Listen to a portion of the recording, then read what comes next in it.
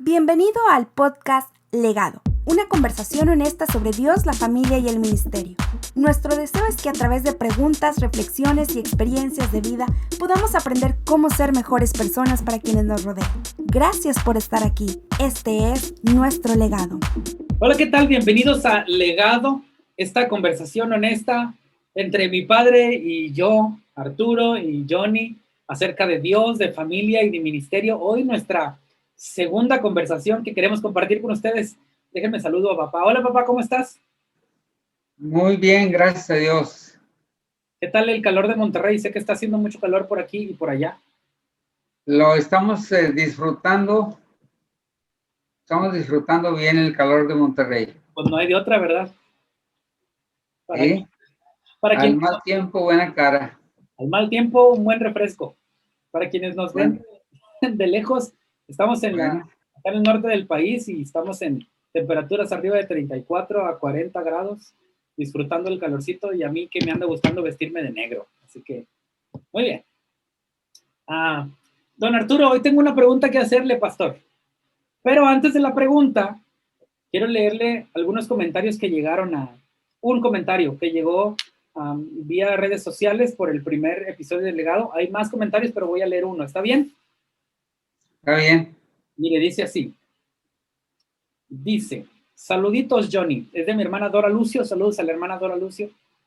Dice, espero que te encuentres mucho mejor. Eso es para mí. Dice, déjate comento que yo conocí a tu papi cuando estaba soltero. ¿Hace cuántos años de eso, don Arturo? Ha de haber sido como en el año 72 o 73. Ok, por ahí, déjame sigo leyendo. Dice, cuando estaba en el seminario. Sí, pues estuve en el seminario 70-74. Ok, dice, recorrieron todas las iglesias y llegaron a la iglesia de San Juan. O sea, cuando fuiste estudiante, seminario, fuiste a visitar la iglesia en San Juan. Así fue. Órale, para quienes no saben, mis papás estuvieron viviendo ahí por 10 años. ¿Estuviste entonces en San Juan? Así es. Sí, estaba el hermano Daniel Rodríguez en ese tiempo cuando la visité a la iglesia. Ok. Dice, fue ahí cuando lo conocí y a todo el grupo. En esa ocasión tu mami no iba, me dice a mí, pero iba el hermano Miguel Zapata, Laura Álvarez, parece que dice la hermana Chuyita y otros jóvenes más, así parece, porque está un poquito, hay letras confundidas. Dice, me parece, y aquí hay una fecha, que fue en el 70 cuando tuve mi primer encuentro con Dios, dice la hermana Dora Lucio. ¿Cómo ves? Pues no, fue en el 72 cuando yo visité San Juan. ¿O fue antes, durante los campamentos? Ok. Entonces, por esas fechas, pero estamos ahí entre el 70 y 72. Yo todavía ni en cuenta en este mundo.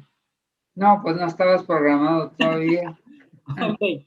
Dice, Johnny, pregúntale qué experiencia tuvieron en esos recorridos y la fecha exacta, porque a mí ya se me olvidó, dice. Así que creo que te va a dar la razón. ¿Qué experiencia tuviste como seminarista? A mí me has contado como hijo que como seminarista hacían viajes y cantabas y compartían. Cuéntanos un poquito antes de ir a la pregunta de hoy. Bueno, cuando fui estudiante en San Antonio, el superintendente de ese tiempo era el hermano Luis Aguilar. Okay. Y él hizo un plan de recorrer el distrito con una gira evangelística usando a los estudiantes de San Antonio. Y en el año primero que venimos, el primer año que venimos como Impacto 72, fue en el año 72, como en el mes de junio, julio. Ok. Solamente aclarar para quienes tal vez no te conocen mucho, tú estudiaste para ser pastor en el seminario en Estados Unidos. Sí, en San Antonio, 4 años. Estuve 4 años y ahí en ese tiempo, por el medio del superintendente, pienso yo que en una reunión de pastores, él coordinó una gira evangelística por todo el distrito. Okay. Y entonces anduvimos recorriendo los casi 3 meses que duraban las vacaciones. Anduvimos recorriendo la Huasteca y todas las iglesias del distrito, y entre ellas llegamos a San Juan, Nuevo León. Y veníamos en esa gira, como ya leíste ahí, Miguel Zapata, hermana Chuyita. Estaban otros estudiantes. Dice aquí Laura Álvarez también. Laura Álvarez, Raúl Castro, Laura Álvarez, María, bueno, la más chiquita. Y hubo otros como 10 éramos. Ajá. De otro distrito como Jonatán Rodríguez, Marcos Pérez Molina, un estudiante de Matamoros, Eustacio González, y otros. Éramos 10 en total. Y estuvimos en la iglesia y fue un tiempo muy bendecido por la oportunidad que tuvimos de que llegábamos a un lugar, normalmente en la mañana visitábamos el barrio, la comunidad, repartíamos folletos, hacíamos invitación, luego en la tarde ensayábamos y teníamos el culto y predicábamos, nos rolábamos para la predicación, ¿verdad? No era el mismo predicador, predicaba cualquiera de nosotros en los diferentes lugares. Y ahí conocí al hermano Lucio y a Dora y a otros de sus hijos, y fue un tiempo muy bendecido, de compañerismo, de aventuras, de confiar en Dios y de hacer equipo para evangelizar. Fue un tiempo muy hermoso, muy bendecido. No tengo un recuento ya escrito de ideas, pero es lo que estoy recordando en este momento. Siempre he creído, gracias por contarnos eso, siempre he creído que los viajes de servicio, viajes misioneros, como les hemos puesto, traen unidad entre el equipo y confortan o dan un empuje extra al propósito o llamado que Dios ha dado. ¿Tú piensas que esto es así? Es decir, esos viajes te motivaron, te incentivaron, provocaron una seguridad en ti, en tu llamado, ¿ayudó? Sí, los viajes normalmente nos ayudan a fortalecer el llamado y nos ayudan a conocer la iglesia, hablando de personas que la forman, especialmente los jóvenes y todas las familias de las congregaciones y los pastores, o sea, todo el cuerpo ministerial. Entonces, es una manera en que te une al distrito. Sí. Es como una forma de hacer contactos, de relacionarte con la familia, como congregación. Así que confirma el llamado y son oportunidades para desarrollar, pues, el ministerio, la predicación y todas las demás cosas que tienen que ver con evangelizar a la comunidad. Así que sí ayuda mucho. Es una oportunidad de oro, ¿verdad? Creo que se logra lo que muchas veces no se logra en los cultos. Que en el culto solamente vas y participas, pero aquí es una oportunidad de relacionarte de una manera abierta, muy franca con todas las personas. Te invitan a comer, te quedas en sus casas, te acompañan a salir a evangelizar porque te enseñan las calles de la población y es una oportunidad muy especial. Ojalá que Dios nos dé la oportunidad de seguir teniendo campañas así en la población, ¿verdad? Con la comunidad, sí, de visitar los hogares y evangelizar a la gente. Sí, valdría la pena. Cuando llevo algunos años formulando como mi estrategia de liderazgo o ministerial, y algo que no debe faltar dentro de mis proyectos personales, está ahí en mis libros, es hacer un viaje con algún grupo de personas por año, mínimo uno, porque, porque así como lo dices tú, unifica a las personas que viajan, Claro, pero también a la sí, iglesia que recibe es una bendición, sí, claro, sí, porque los motiva, voy a decir, los obliga o los empuja a dar un paso adelante, un paso de fe, porque no es claro, fácil recibir gente en tu casa, no es fácil recibir chavos que están dispuestos a evangelizar, y también a ellos los movilizas, los inspiras, los motivas. claro que sí, y como que nos acerca más a la gente y encontramos más incentivos para hacer la tarea ministerial. Cuando uno regresa después de una gira, es renovado, es fortalecido, encuentras una visión más clara de la obra de Dios y encuentras muchos motivos para seguir sirviendo, preparándote para servir mejor al Señor. Excelente. Es una práctica ministerial muy eficaz. Valdría la pena que todos intentemos viajar una vez por año, ¿no? Para compartir con otros. Sí, por lo menos, pero esto tiene que planearse con los líderes y los pastores, y luego implica oración anticipada. Nosotros tuvimos unos 3 meses de orar juntos, los seminaristas, de preparar programas. El hermano Francisco H. Franco era nuestro pastor, maestro consejero, y nos reuníamos una vez al mes con él en el seminario, y ahí planeábamos qué íbamos a hacer, y orábamos, y todo lo que tenía que ver con el programa de evangelismo. La oración, entonces. Sí, sí, la oración, la planeación. Excelente. Bueno, pues así respondemos la pregunta de mi hermana Dora. Así que si alguien más tiene preguntas o comentarios al respecto de lo que estamos conversando, envíenoslas o déjenlas aquí en el canal o a nuestras redes sociales y vamos a tratar de responderlas.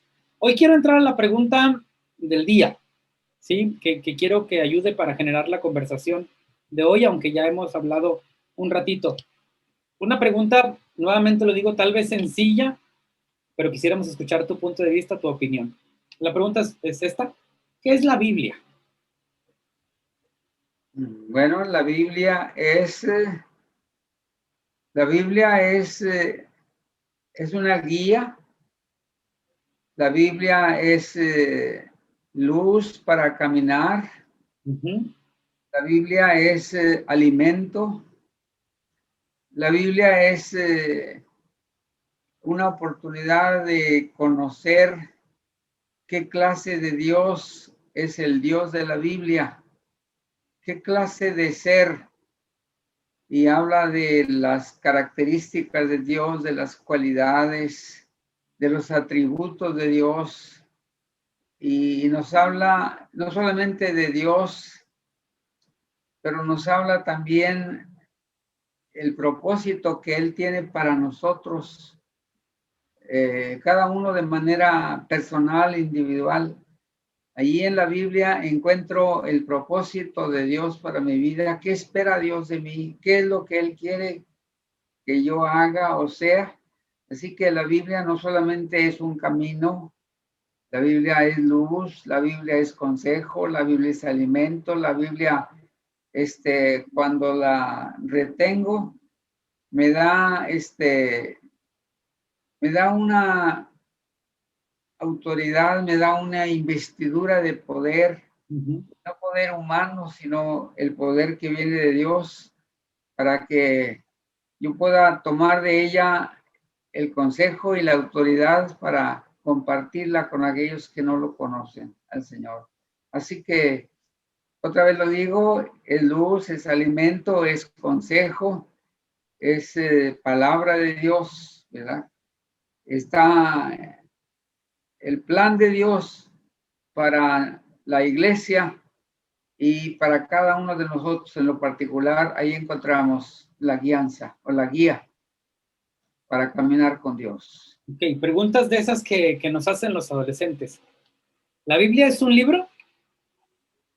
En alguna manera sí es un libro, pero el contenido de ella es más que un libro. La Biblia es revelación. La Biblia es la voluntad de Dios. La Biblia es el propósito de Dios. Claro que algunos lo toman como un amuleto. Algunos han llegado a pensar que es solo traer la Biblia con ellos ya lo libra de el enemigo o de cosas, ¿verdad? Pero no, la Biblia es un libro. Si creo en Dios, entonces deja de ser letra, es espíritu. Y entonces es más que tinta y papel, es más que un amuleto. La Biblia es la palabra de Dios para cada uno de nosotros. Así que es más que un libro con tinta y papel, es la palabra de Dios. Alguna vez escuché esta declaración que dice que la Biblia es el único libro que puedes leer con el autor presente en todo tiempo. Sí, estoy de acuerdo.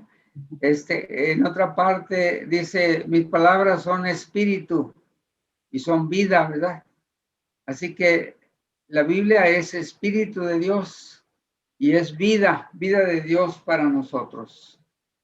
Así que hay muchas definiciones de lo que es la Biblia como un libro sagrado, como un libro de Dios. Estamos en el la Biblia es la palabra de Dios. Eso es como es la palabra de Dios. Definición más, hasta la de Google, la definición más rápida de encontrar. ¿Sí? Si en la Biblia es la palabra de Dios, si la Biblia es guía, es luz, ¿por qué algunas personas que la leen no cambian, no encuentran luz, no descubren su propósito? Yo no quiero juzgarlos a ninguno, pero yo tengo que leer la Biblia con humildad.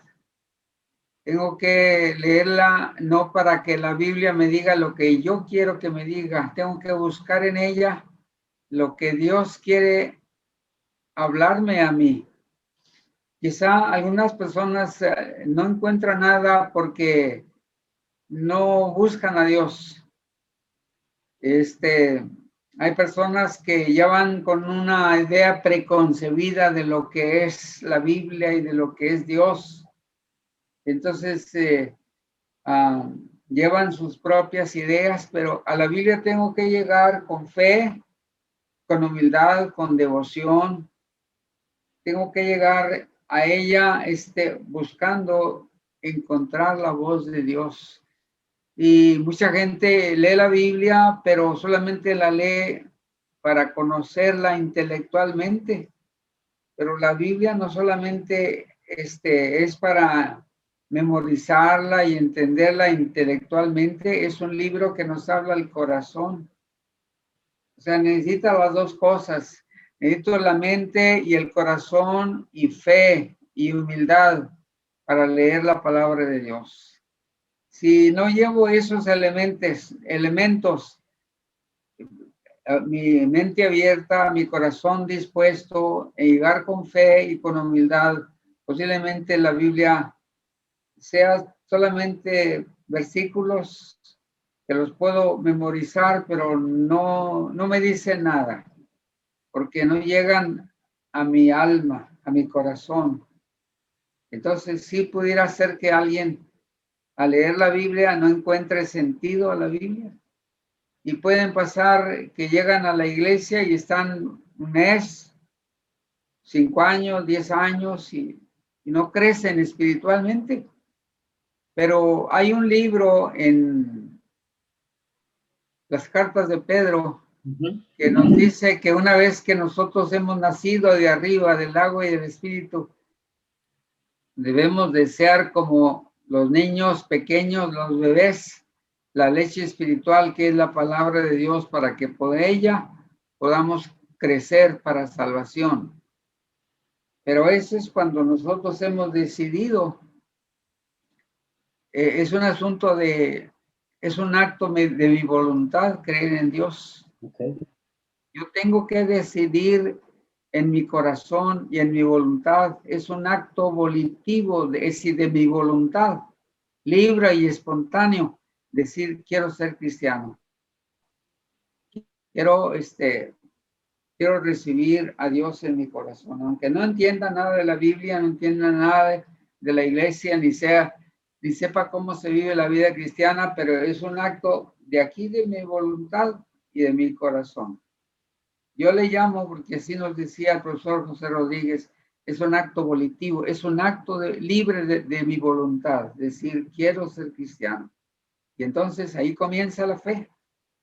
La fe viene por el oír la palabra de Dios y me ayuda para alimentar mi fe y para crecer espiritualmente. Pero si no he decidido voluntariamente, si no tengo fe, si no leo la Biblia buscando a Dios, entonces si voy a leer solamente para reportar capítulos o para conocerla, para competir en un esgrima bíblico, la Biblia no me dice nada a mi corazón y a mi mente, es conocimiento solamente, es letra muerta.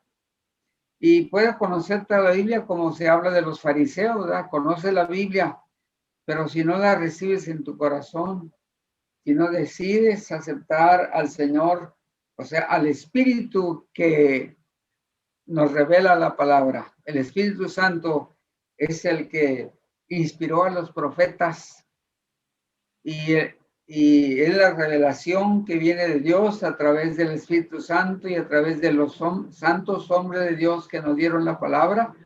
Cuando creo esa palabra como revelación de Dios, cuando encuentro que Jesús es el mediador a través del cual por gracia puedo yo encontrar salvación en él, creyendo en él, entonces entiendo, empiezo a comprender el plan de Dios para salvación de toda la humanidad. Pero creo que, en mi opinión, esos 4 elementos muy importantes.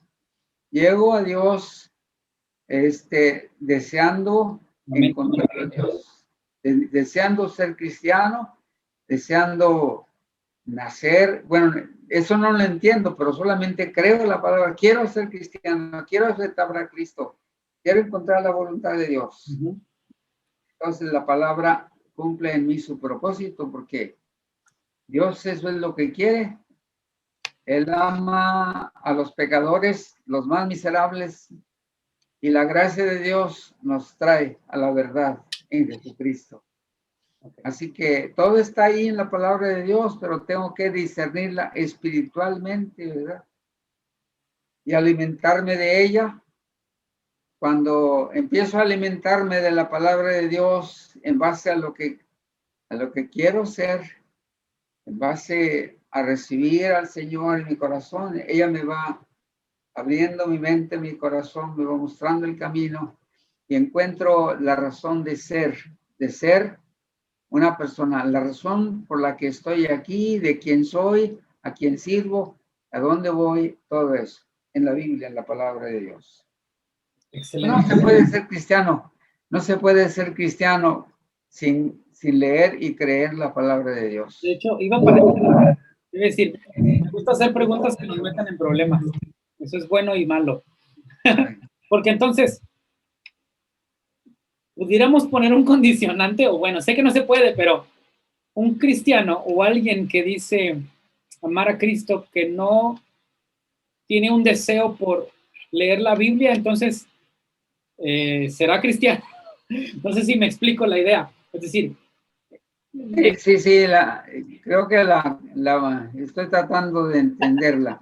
Hay personas en una campaña de evangelismo. Ajá. Llegamos a una iglesia de aquí de Monterrey, en los grupos Impacto. Okay.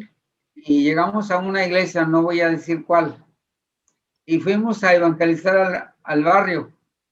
Y entonces un muchacho, platicando con él, evangelizándolo, me dijo, yo soy cristiano.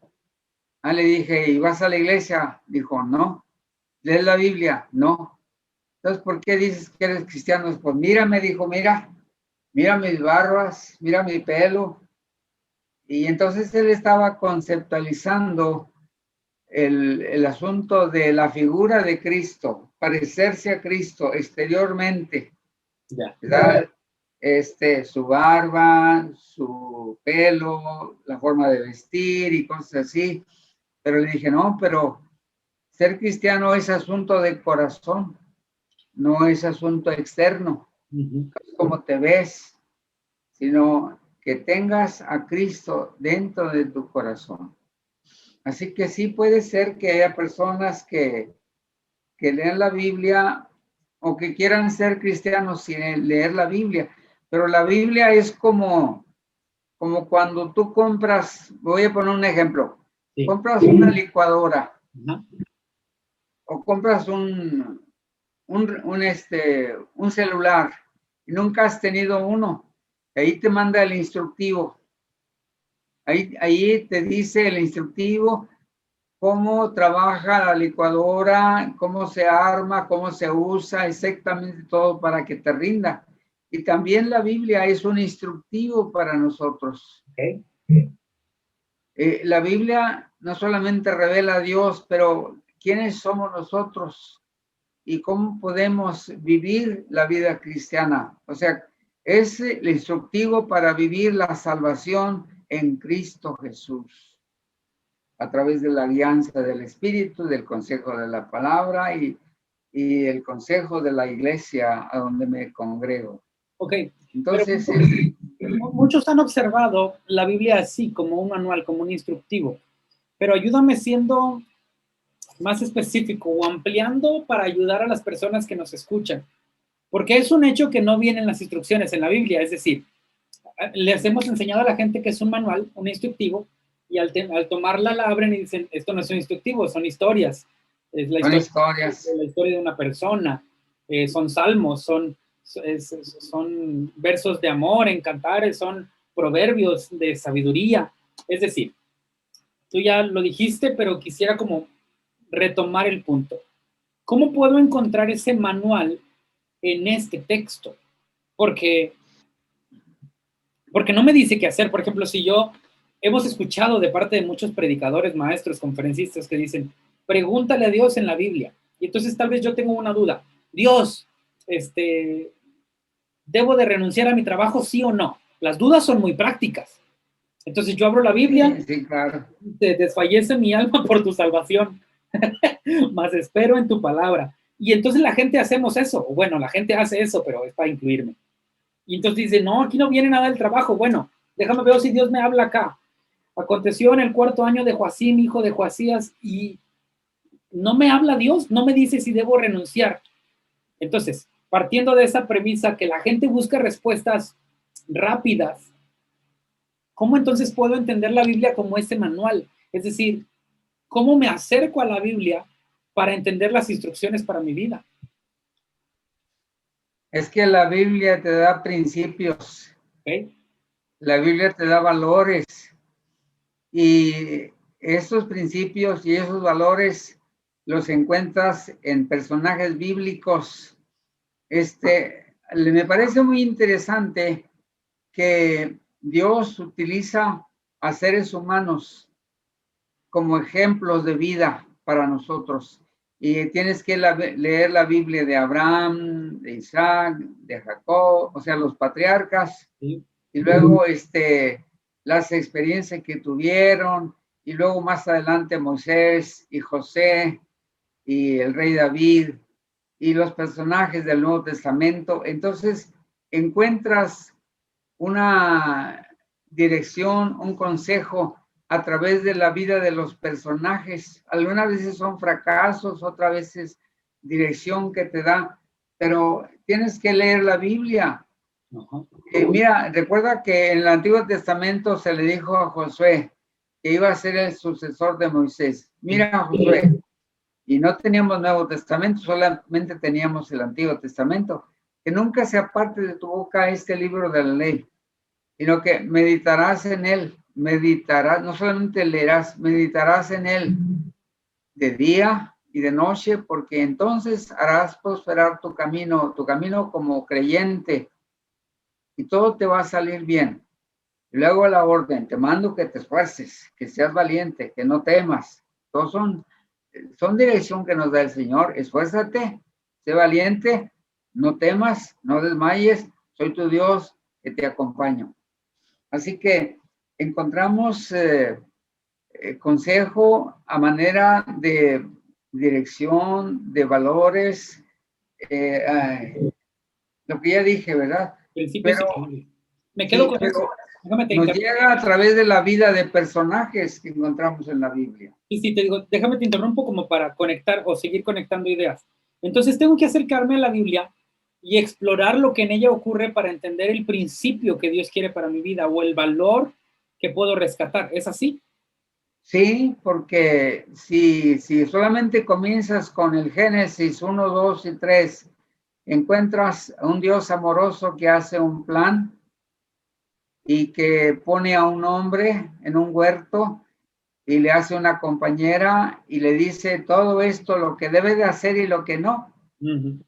Entonces el hombre se olvida de las indicaciones, del consejo, de la provisión, de todo lo que Dios le ha provisto y sencillamente desobedece a Dios. Una vez que desobedece, ¿qué pasa?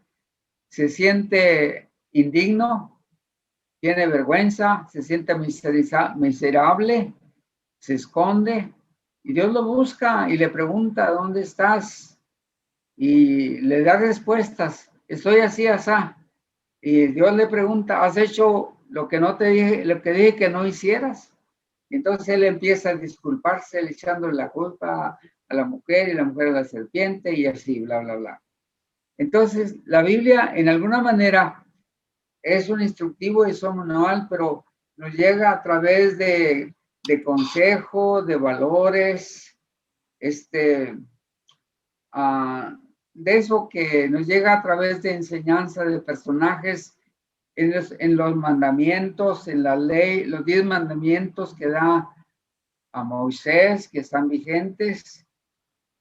Habría que hacer algún arreglo al cuarto día, porque el libro el día Sabbat, Ajá. el día Sabbat era para el judío y lo sigue siendo. Sí, sí. Ahora, los cristianos no guardamos el Sabbat. Le damos tiempo a Dios. Los que no somos judíos. Los que no somos judíos. Le damos el día del Señor, que es el día de la resurrección. Déjame, interrumpo. Fíjate que me llegó por WhatsApp esa pregunta. Estoy en un grupo de WhatsApp con unos amigos. Estaba conversando con alguien de otra iglesia, no vamos a decir nombres, pero que estaban hablando de por qué no guardamos el sábado. Bueno, ahí creo que ya se dijo todo, ¿no? Entonces me decía, no sé por qué, un amigo creyente, y entonces le expliqué esto que yo aprendí de ti y de otros en el camino, ¿no? Nosotros no es que guardemos el domingo como el Sabbat. Nosotros entendemos que el Sabbat es importante y es el sábado, por alguna razón. No estamos en contra. Sí. Pero nosotros, ¿por qué celebramos el domingo? Porque tradicionalmente, porque también es tradicionalmente, creemos que el domingo el Señor resucitó, tradicionalmente. No estamos diciendo que fue un domingo, sino tradicionalmente así se cree. Entonces, por eso la iglesia cristiana se reúne a celebrar la resurrección de Jesús. ¿Es así? Sí, así es.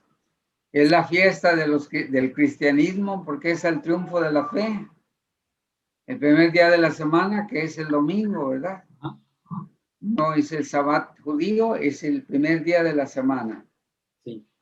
Muy bien. Entonces, creo que hemos avanzado bastante hoy al hablar de la Biblia, al hablar de que en ella podemos encontrar a través de personajes, de historias, de proverbios, de cánticos, principios que pueden ayudarnos. Entonces, principios y valores y consejos. Entonces, sería un error, por decirlo de alguna manera ruda, quererme acercar a encontrar una respuesta de sí y no en la Biblia. Digo, es no, muy complicado. A menos que el Espíritu Santo te hable directamente, ¿verdad? Pero en la Biblia encuentras dirección. Claro, y son pocos la dirección fuerte, por ejemplo, no matarás, ¿verdad? No robarás. Claro, ahí sí es específico. No de tu prójimo, o sea, ahí sí, no, y no hay duda, no hay como que, a ver, depende cómo lo veas, no es no.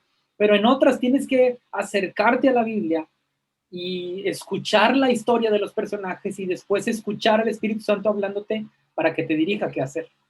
Sí, y meditar en ello y permitir que la voz del Espíritu hable a tu mente, a tu corazón, a tu conciencia, a tu intelecto, ¿verdad? Y nosotros tenemos la imagen de Dios, que es como un sensor moral, aún antes de ser cristianos, que nos dice qué cosa es buena y qué cosa es mala, ¿verdad? Y eso lo vamos desarrollando a la manera que crecemos espiritualmente. Sí. En la medida que leemos la Biblia y crecemos espiritualmente, vamos entendiendo más la diferencia entre el bien y el mal. Y naces espiritualmente y creces y llegas hacia la madurez espiritual. Entonces, yo he dicho muchas veces que hay diferencia entre un corazón, entre un corazón puro y algo de la madurez. Se me fue ahorita la idea, pero el nuevo nacimiento te da ese toque de Dios, te da el Espíritu, pero cuando tienes el Espíritu Santo, viene a ti en plenitud, pero todavía tienes que crecer en la madurez. Y se me olvidó cómo era el concepto. Hay diferencia entre un corazón puro y un espíritu maduro. Aparte de espíritu es otra la palabra ahí. Okay. Hay diferencia entre un corazón puro y un carácter maduro. Okay. Entonces, la persona que ha leído la Biblia, que ha caminado en ella, que ha obedecido, tiene un carácter con madurez espiritual. Ajá. Y la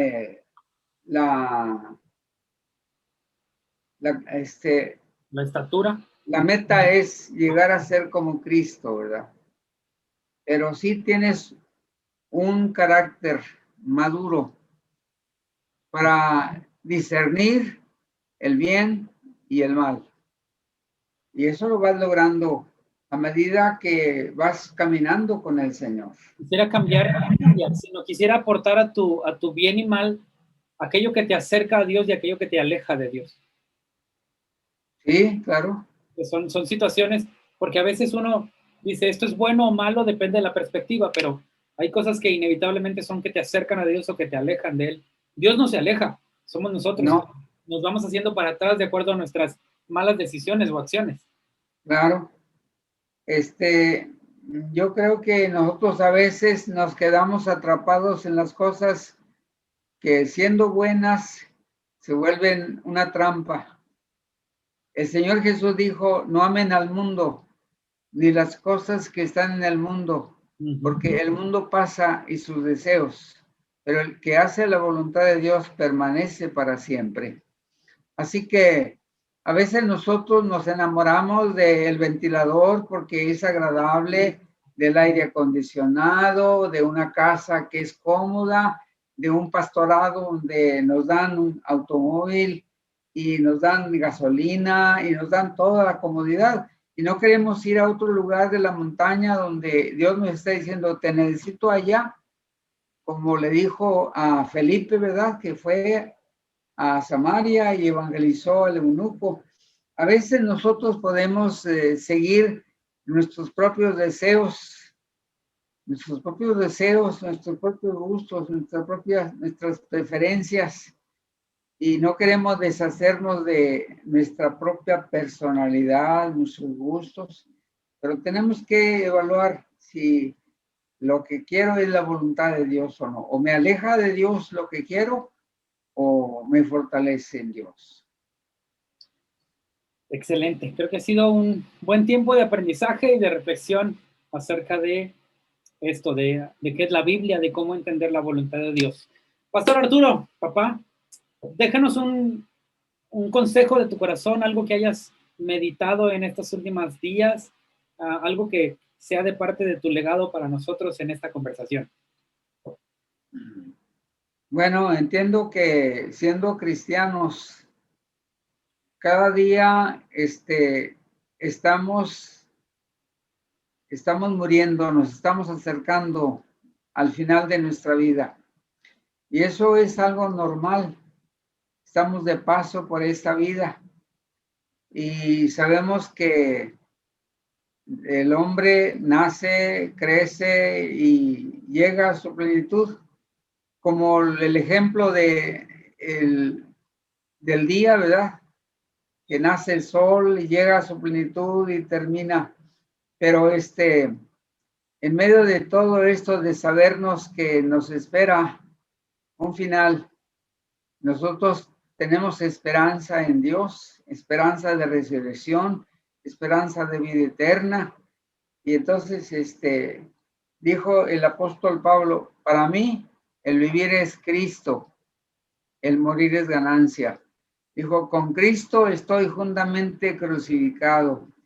Ya no vivo yo, ya no vive mi ego, mis concupiscencias, mis deseos carnales. Ya no vivo yo, ahora Cristo vive en mí. Y lo que ahora vivo, lo vivo en la fe del Hijo de Dios, el cual me amó y se entregó a sí mismo por mí.